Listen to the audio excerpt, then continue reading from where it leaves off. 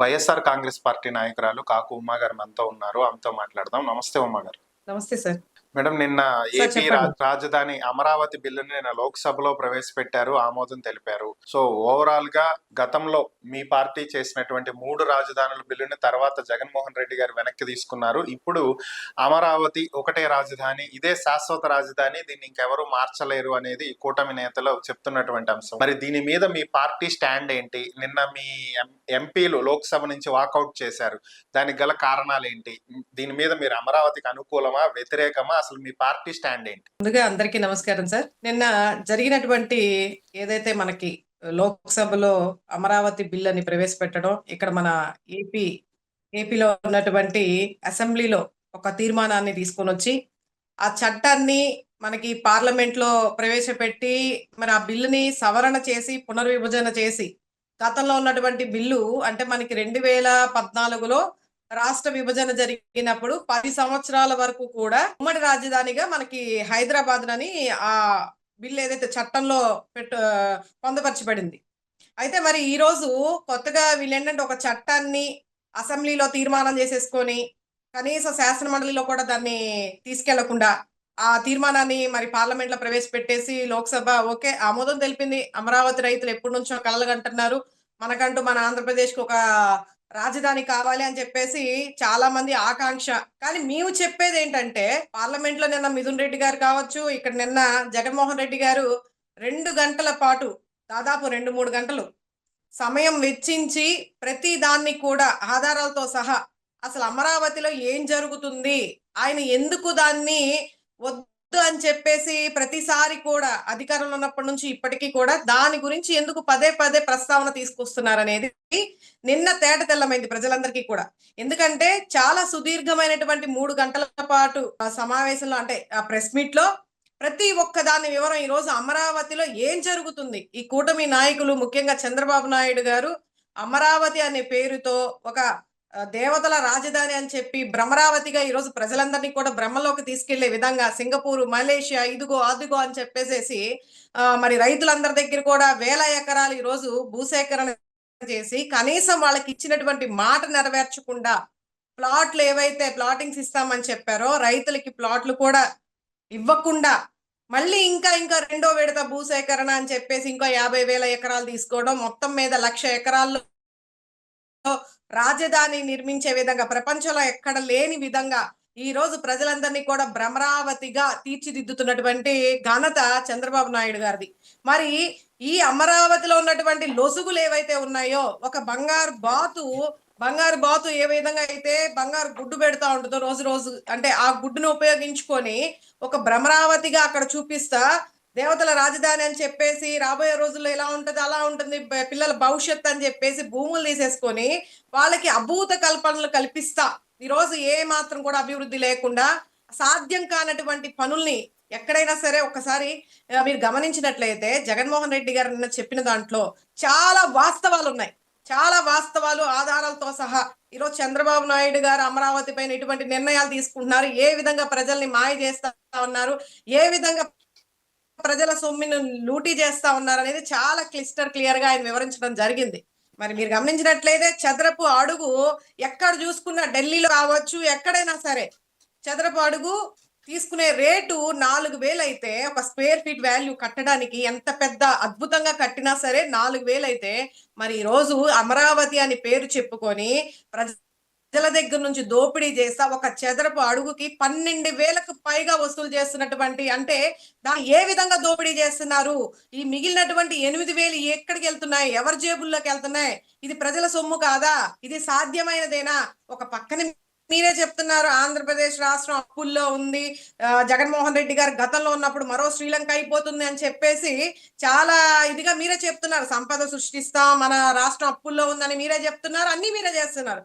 మరి ఈ రోజు సాధ్యం కానటువంటి విషయాన్ని ఎకరాకి 2 కోట్లు చొప్పున 1,00,000 ఎకరాలంటే 2,00,000 కోట్ల వరకు ఈ రోజు మన అమరావతిని కట్టించడానికి మన రాజధానిని కట్టించడానికి అవుతుందని చెప్పేసి మీరే చెప్పినప్పుడు అది ఎక్కడైనా సాధ్యపడే విషయమేనా అనేది ఈ రోజు జగన్మోహన్ రెడ్డి గారు ప్రజలందరినీ కూడా ఆలోచింపజేసే విధానంలోకి తీసుకెళ్లారు.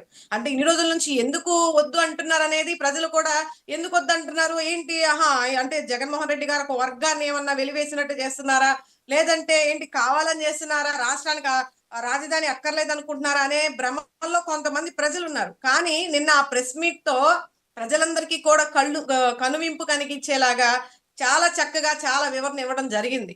మరి అమరావతికి మేము వ్యతిరేకం కాదు అని చెప్పేసి ఇప్పటికీ పదే పదే జగన్మోహన్ రెడ్డి గారు చెప్తున్నారు. మా పార్టీ శ్రేణులు ప్రతి ఒక్కరు కూడా చెప్తున్నారు. అమరావతికి మేమేం వ్యతిరేకం కాదు అన్న విషయంలోనే గతంలో కూడా 3 రాజధానుల ప్రస్తావన కూడా తీసుకురావడం జరిగింది. ఎందుకని అలానే అమరావతిని మేము పక్కన పెట్టలేదే.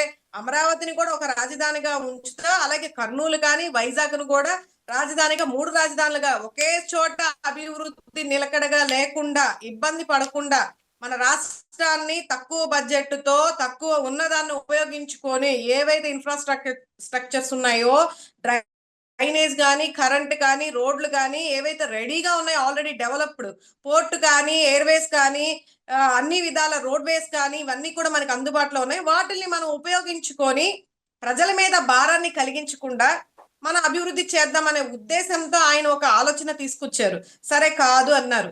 మరి ఈ రోజు ఏదైతే మీరు తీర్మానం చేశాం మేము చట్టం తీసుకొచ్చామని చెప్తున్నారో అదే చట్టాన్ని రేపు పార్లమెంట్ లో మళ్ళీ మేము ప్రభుత్వంలోకి వచ్చిన తర్వాత మళ్ళీ మేము అందరం కూడా అసెంబ్లీలో చట్టాన్ని తీసుకొని వచ్చి ఒక తీర్మానాన్ని ఒక చట్టాన్ని మార్చలేమా? మళ్ళీ అదే చట్టాన్ని పునర్విభజన చేయలేమా? మేము సవరణ చేయలేమా? ఆ బిల్లును సవరణ చేయలేమా? అది చంద్రబాబు నాయుడు గారికి తెలీదా? మరి ఈ రోజు ఎక్కడా కూడా అమరావతిని మళ్ళీ మార్చలేము, మార్చకూడదు, రాబోయే రోజుల్లో ఎవరు దాన్ని టచ్ చేయడానికి లేదని చెప్పేసి మరి చంద్రబాబు నాయుడు గారు మాట్లాడుతున్నారు, లోకేష్ బాబు గారు మాట్లాడుతున్నారు, మరి పవన్ కళ్యాణ్ గారు మాట్లాడుతున్నారు. వీళ్ళు మాట్లాడే మాటలకి నిజంగా అమరావతి అనేది ప్రతి ఒక్కరికి కావాల్సిందే. మరి శివరామకృష్ణ లేదు ఆ భూమి యొక్క ఆ భూమి అనేది తట్టుకోగలని భవనాలు ఎత్తైన భవనాలు నిర్మించడానికి సరైనటువంటి అనుకూల పరిస్థితులు లేవు. ఎక్కడైనా సరే ఇప్పుడు వర్షాలు పడినా సరే వరదల్లాగా ఎత్తిపోతల పథకాలకి కింద అంటే పోలవరం కాకుండా అమరావతిలో ఇప్పుడు వర్షం గట్టిగా పడిందంటే మనం ఆ నీళ్లను తోడుకోవడానికే మళ్ళీ కోట్లు కోట్లు వెచ్చించాలి. మరి 3 పంటలు పండేటటువంటి ఆ భూమిని ఈ రోజు చెల్ల చెట్లకి నిలయంగా మారుస్తా మళ్ళీ ఆ చెట్లను కొట్టేయడానికి కోట్లు కోట్లు వెచ్చిస్తా ఉన్నారు. ఇది ఎక్కడైనా సాధ్యపడేదేనా? ఉన్నటువంటి భూమిని వదిలేసేసి గవర్నమెంట్ ల్యాండ్ ని వదిలేసేసి మీ రైతుల దగ్గర నుంచి అప్పనంగా తీసుకొని వాళ్ళని మోసం చేస్తా ఇన్ని రకాలుగా ఇన్ని విధాలుగా ఇబ్బందులు కలుగుతా అలాగే ప్రజల మీద భారం పడతా రాష్ట్రాన్ని ఇంకా అప్పుల పాలు చేసే విధంగా ఉంది అనే వివరణతో ఈ రోజు ప్రజల్లోకి మేము చెప్తున్నాం. అంతే తప్ప అమరావతి అసలు వద్దని చెప్పట్లా. అమరావతిని కనెక్టివిటీగా ఇప్పుడు మావిగన్ అని చెప్పేసి నిన్న కూడా చెప్పడం జరిగింది, ప్లాన్ బి అనే.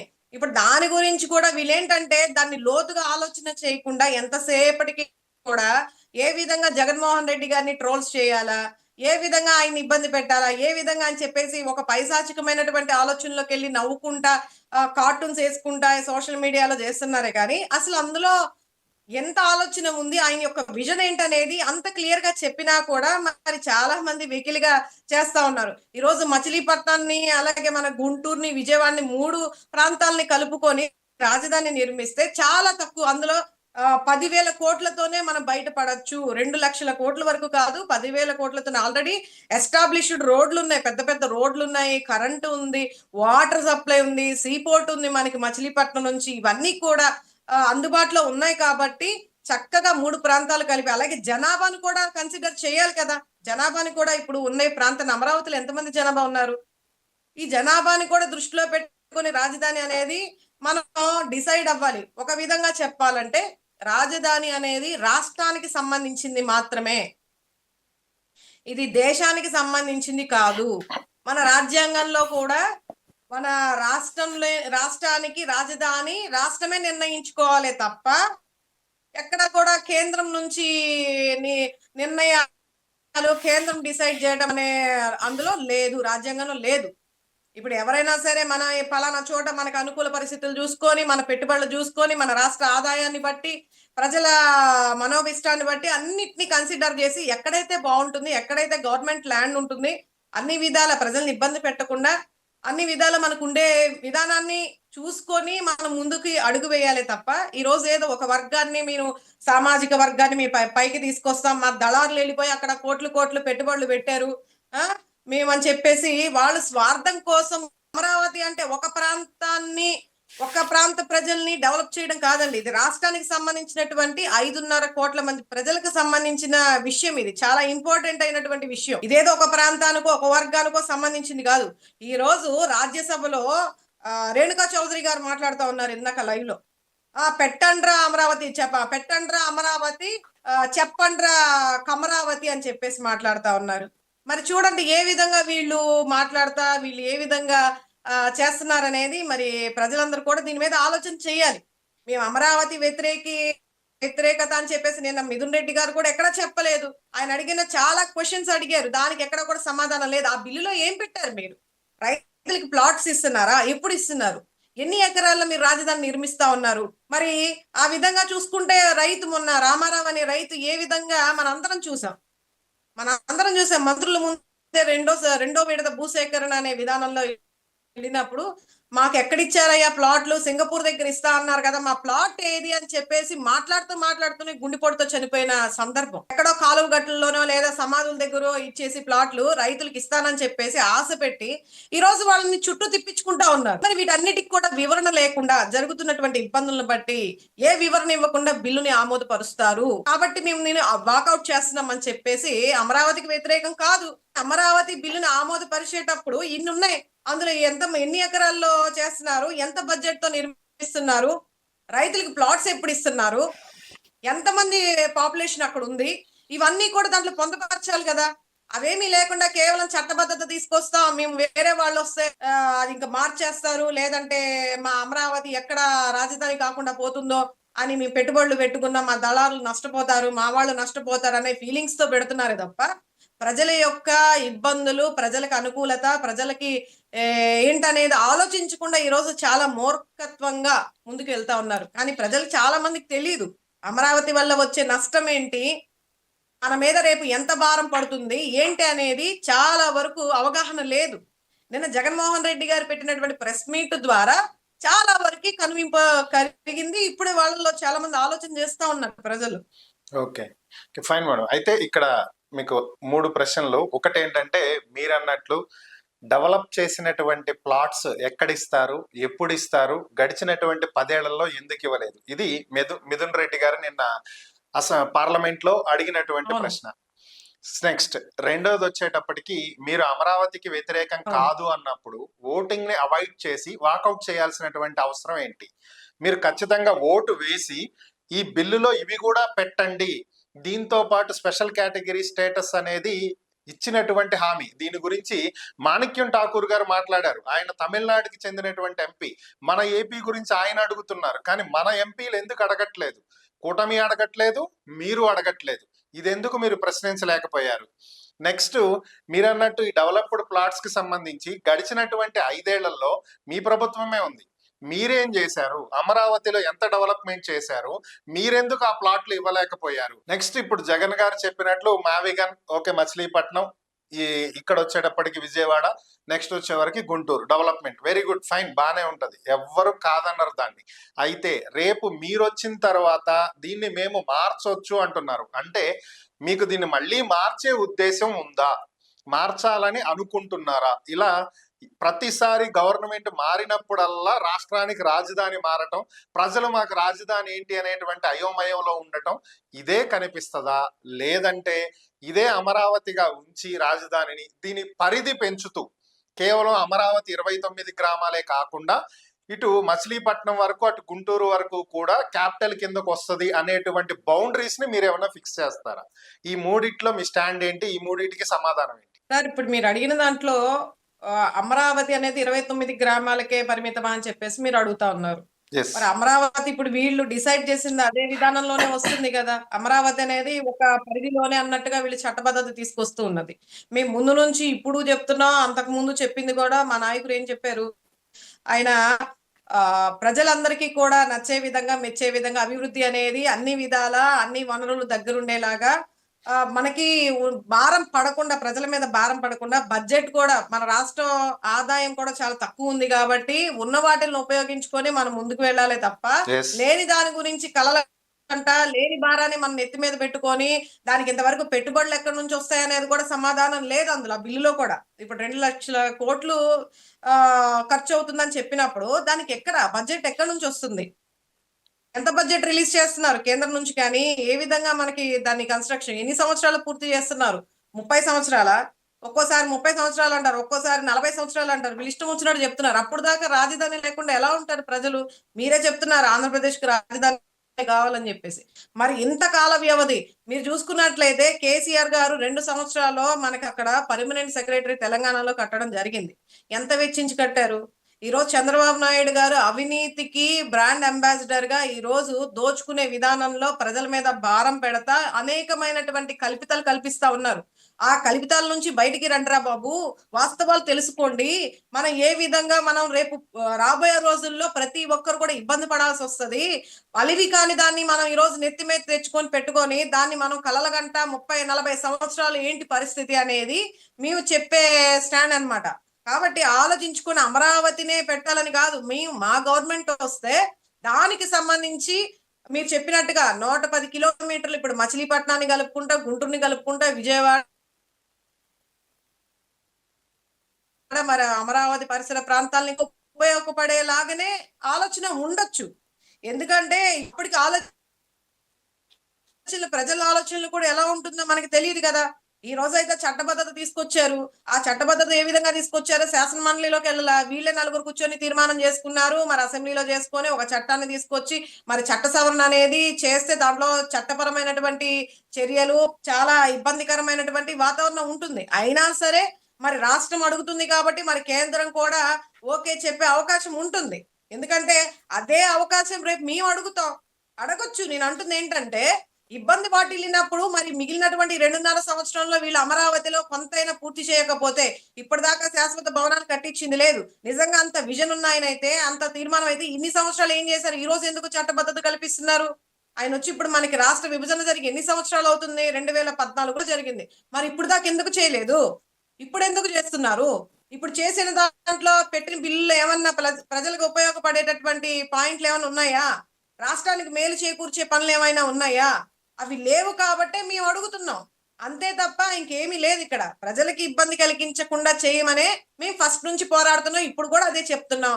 ఫస్ట్ మేము చెప్పాం వైజాగ్, కర్నూలు ఇలా 3 రాజధానులను కాదు అన్నారు. ఓకే, దాని సుప్రీంకోర్టు కూడా కేంద్రాన్ని అడగడం జరిగింది. కేంద్రం నుంచి ఒక సమాధానం రావడం, దాని అఫిడవిట్ వేయడం, ఇది మాకు సంబంధించింది కాదు రాష్ట్రానికి సంబంధించింది, ఇందులో మేము ఇన్వాల్వ్ అని చెప్పేసి కేంద్రం కూడా ఒక అఫిడవిట్ ఇవ్వడం జరిగింది గతంలో జగన్మోహన్ రెడ్డి గారు తీసుకొచ్చినటువంటి ప్రపోజల్ కి. రేపు ఇదే విధానం రేపు మేము కూడా కోర్టులో వేసే అవకాశం ఉంటుంది అంటున్నాం. అప్పుడు ప్రజల యొక్క అభిష్టం మేరకు ఇప్పుడు ఇంకా అందరికీ ఇప్పుడు దాకా తెలియలే అమరావతి ఎందుకు వద్దంటున్నాం. మరి వచ్చిన శివరామకృష్ణ కమిటీలు కానీ ఇవన్నీ ఎందుకు వద్దన్నారు సార్? ఎందుకు వద్దన్నారు? మరి పెట్టుబడులు ఇప్పుడు దాకా ఎందుకు? ఇక్కడ చంద్రబాబు నాయుడు గారు ఇప్పుడు వచ్చి 22 నెలలు అవుతుంది. ఎందుకు మరి అమరావతిలో స్టీల్ ప్లాంట్లు కానీ అక్కడ ఇక్కడ అనకాపల్లి జిల్లాలో లేకపోతే ఇంకో చోట కాకుండా ఇక్కడ తీసుకురావచ్చు కదా? గూగుల్ డేటా కంపెనీ వైజాగ్ లో ఎందుకు తీసుకొచ్చారు? ఇక్కడ తీసుకురావచ్చు కదా? వీళ్ళే తీసుకొచ్చామని చెప్పేసి చెప్పుకుంటున్నారు కదా గొప్పలు మేము చేసిన దాన్ని. అవన్నీ మరి అమరావతిలోకి ఒక్క ఫోన్ కాల్ తో తీసుకొచ్చి ఇక్కడ పెట్టొచ్చు కదా? మరి అవన్నీ ఎందుకు చేయలేకపోతున్నారు? వాళ్ళకి తెలుసు ఇది సాధ్యమైనది కాదు, సాధ్యపడేది కాదు, ఇది తలకు మించిన భారం అని తెలిసినా కూడా ప్రజల్ని ఏదో విధంగా మభ్య పెట్టాలి. ప్రజలకి ఇవన్నీ తెలియదు. ఇంత లోతుల్లోకి వెళ్ళి ఆలోచించే టైం వాళ్ళకు ఉండదు. కాబట్టి ఇది ఒక బంగారు బాతుగుడ్డులాగా మేము రోజు అమరావతిని చూపించేసి ప్రజల్ని నిలువు దోపిడీ చేస్తా వచ్చేటటువంటి ఆదాయాన్ని అంతా కొల్లగొట్టుకుంటా ఉంటాము. ఇది ఒక నిధి అన్న విధంగా వాళ్ళు ఆలోచనలతో ముందుకెళ్తున్నారే తప్ప మరి ఈ రోజు రాజ్యసభలో మరి ఆవిడ రేణుకా చౌదరి గారు మాట్లాడిన మాట ఏ విధంగా ఉంది చూసారా? ఏ విధంగా అంటే సామాజిక వర్గాల్ని రెచ్చగొట్టే విధంగానా? మరి మేము అంటే అన్నామని అంటారు కానీ మరి ఈరోజు ఆవిడ మాట్లాడిన విధానం ఏంటండి? రాజ్యసభలో పెట్టండ్రా అమరావతి, పిలవండ్రా కమరావతి. కమరావతి అంటే కమ్మ వాళ్ళదనా? అంటే వాళ్ళే చెప్తున్నారుగా మా కోసం మేము చేసుకున్నాము, ఇది రాజధాని కమ్మ వాళ్ళకి సంబంధించిన ప్రాంతమే అని ఆమె చెప్పకనే చెప్పింది కదా అంత డైరెక్ట్ గా. మరి మేమంటే ఏదో అన్నట్టు మాట్లాడుతూ ఉన్నారు. ఈ రోజు మరి ఎవరికి ఉపయోగపడుతుంది అమరావతి? చూద్దాం. ఇంకా 2 సంవత్సరాలు 2.5 సంవత్సరం ఉంది. వీళ్ళ పరిపాలన విధానం ఏ విధంగా ఉంటుంది, ఎంతవరకు అభివృద్ధి తీసుకొస్తారు అనేది చూద్దాం. ఖచ్చితంగా మేము అధికారంలో వచ్చే టయానికి ఇప్పుడు వీళ్ళకి నచ్చిన విధంగా వీళ్ళు చేస్తూ ఉన్నారు.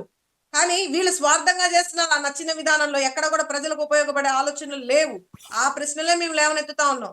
రేపు మేము చేపట్టేది ఏదైనా ఉంటే ప్రజలకి ఇష్టమైన విధంగా, ప్రజలు మెచ్చే విధంగా, అంటే ఒక ప్రాంతానికి సంబంధించి కాదు, రాష్ట్రం మొత్తానికి సంబంధించిన ప్రజల యొక్క అభిష్టం మేరకు ఆ టైంకి ఏదైతే ఉంటుందో ఖచ్చితంగా దాని ప్రకారమే మేము కూడా చట్టాలని మార్చగలం.